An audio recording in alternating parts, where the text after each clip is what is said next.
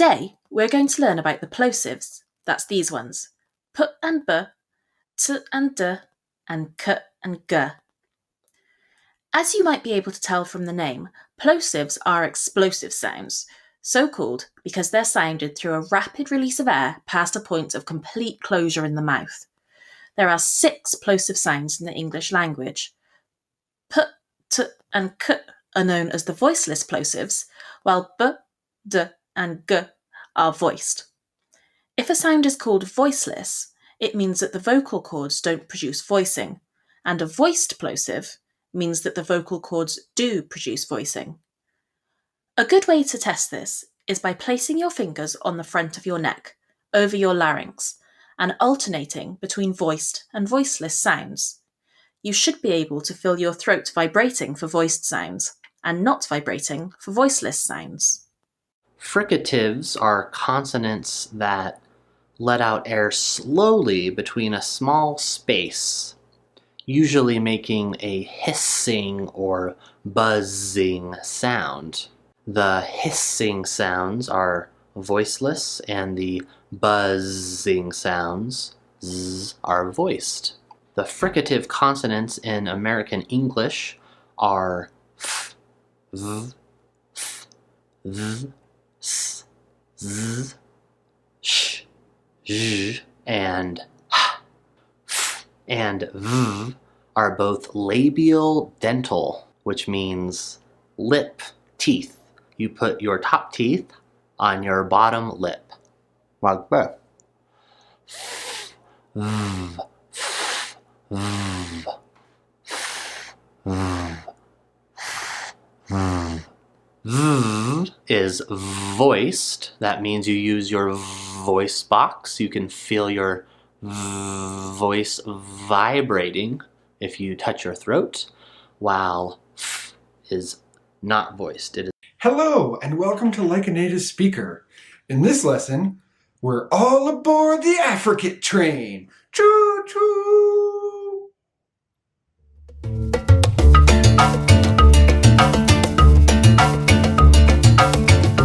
In a previous lesson, I talked about sibilant sounds, the kind of sound we make by creating that channel with our tongue.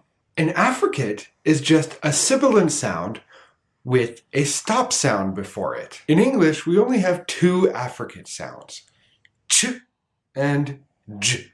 Of course, these are a pair, voiceless ch and voiced j. And so, for the voiceless affricate ch, we combine the voiceless stop t with the voiceless sibilant sound sh, t, sh, t, sh, ch, ch, ch. The ch sound is different from the t sound in the way that it finishes. The beginning of the sound is the same, with the tongue behind the teeth. T, ch. But the end is different. In the T sound, the tongue completely leaves the top of the mouth. T, t, t.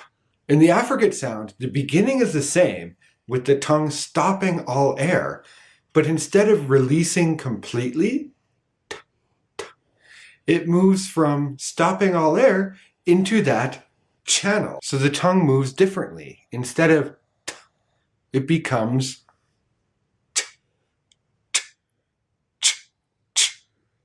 the tongue moves. Nasal is the adjective form of nose. So, of course, a nasal sound is a sound that uses your nose. Most languages have nasal sounds, but English has 3: M, N, and R. To get the general idea, nasal sound blocks the air from exiting your mouth like a normal sound does. And so the air must leave the nose. These nasal sounds all block the air from leaving the mouth in a different position. That's how they make different sounds. It's important to remember that all nasal sounds sound the same if at the beginning of a word, middle of a word, or the end of a word. So if beginning M is made like muffin, then ending M will also be the same position, bomb. We can show this nasal sound by trying to hum while we plug our nose. Approximants are consonant sounds that almost block airflow from the mouth, but not quite.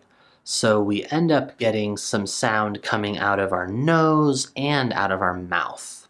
The 4 approximants in American English are l, r, y, and w. To make the L or l sound, place the tip of your tongue up on your alveolar ridge, that hard space of gum behind your top teeth, like we do for an N or n nasal sound. But this time, instead of blocking the airflow completely, let the sides of your tongue come out a little bit and touch against the sides of your teeth. So we have an N sound here, n, and then the L sound, l, l. You can see that my tongue is spilling out the sides of my mouth a little bit, whereas with the N sound, n, l. So I hope you can see that my tongue was spilling out the sides of my mouth a little bit. Oh. That relaxed tongue is what you need to get the ol sound. If you're having trouble relaxing your tongue in this way, try smiling. If you're making an N sound, a n, n, n, n, n, and then you smile, oh, oh, it makes a lot of room for that oh sound.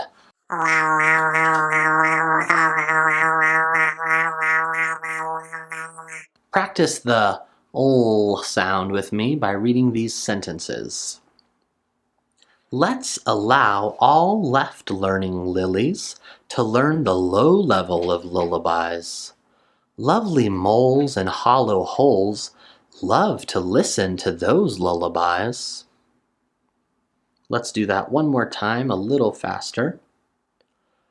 Let's allow all left-leaning lilies to learn the low level of lullabies. Lovely moles and hollow holes love to listen to those lullabies. When I make the r sound, I tend to put my top teeth behind my bottom lip.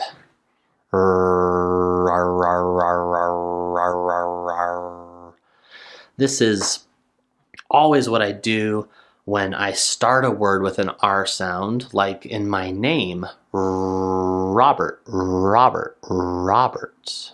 While I'm doing this, my tongue is bunched up at the top of my mouth, and the sides of my tongue are touching against the sides of my back teeth. The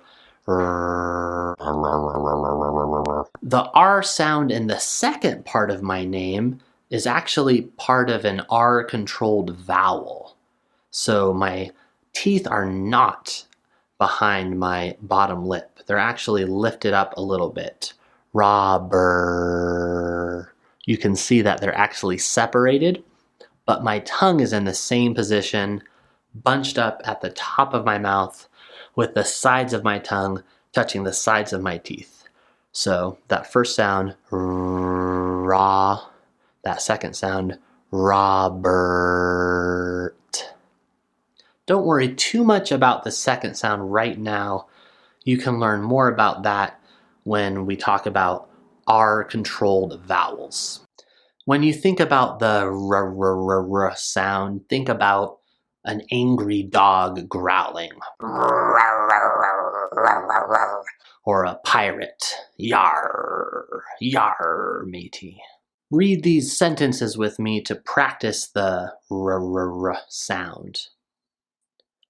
Robert rarely rolls robots into the river. Really, the rear road wriggles around in a weird route. One more time, a little faster. Robert rarely rolls robots into the river. Really, the rear road wriggles around in a weird route. To make the y sound, act like you're going to make the sound, that velar nasal sound in words like gang or thing. But But instead of completely closing off air from coming out of your mouth, leave a little bit of room. Let your tongue drop just a little bit. So if I start with I relax my tongue.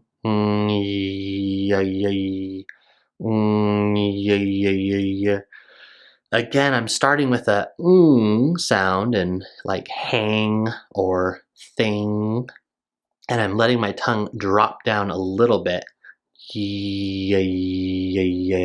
get that sound. Read these sentences with me to practice the sound. Yes, you young yellow youth. The yummy yak must yawn and yelp at you. One more time, a little faster. Yes, you young yellow youth. The yummy yak must yawn and yelp at you. To make the sound, act like you're going to make an sound. But instead of keeping your lips together, open them and round your mouth. Like you're going to whistle.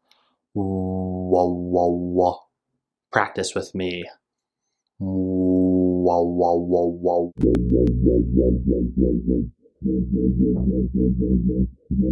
To practice that sound, read these sentences with me. With wild wonder, we wore warm women's wigs and wiggled. While we were well aware, we swam away from awakened switches and swore to twist until we quit.